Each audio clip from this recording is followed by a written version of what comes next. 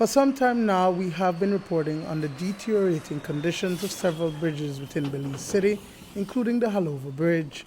In the last 30 days, there have been reports of the bridge breaking away at different points.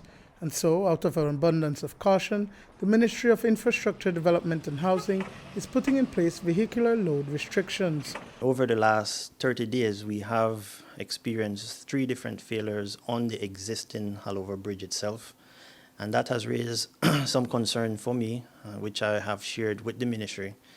And so we have made a decision in an effort to be on the safety side in an abundance of caution for us to restrict loads that are traversing over the existing Haulover Bridge. We're trying to see if we could implement that vehicles having a gross weight of maximum 22,000 pounds would be allowed to cross over the structure. Typically, a vehicle would be approximately 9 tons per axle. And so if we're looking at a triple axle vehicle, that would be 27,000 pounds. We have reduced that approximately by 20%. The idea is that the vehicles that we're having problems with are those that have in excess of 3 axles, the dump trucks, the beverage trucks, and the other articulated vehicles. Those are the ones that are creating the stress to the bridge deck itself. Beginning on January 9th, with the assistance of the Department of Transport, transport officers will be on site to divert traffic. This will be done for exactly 1 week.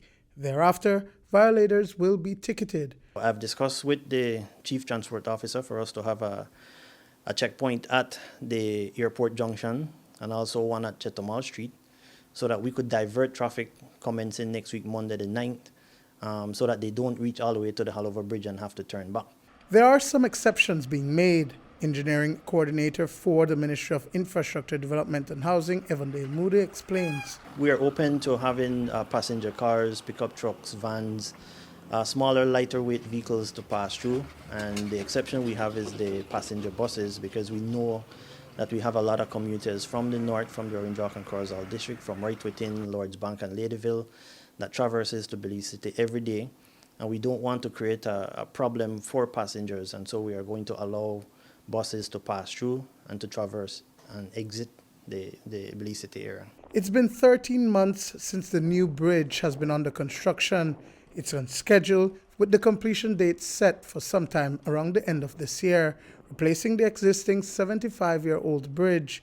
So those heavier trucks will for the next 11 months divert through the John Smith Road. 13 months have now elapsed out of the 24 months. And so we have approximately 11 more months to go in respect to that structure. We believe that we should complete that structure by November, December this year, at least substantially completed, that we could have vehicles start to use that new structure. There may be some minor stuff that would be outstanding, like road furnitures and so, which we could do during that time, but we expect to have the new structure up and running by the end of this year. Duane, Moody for News 5.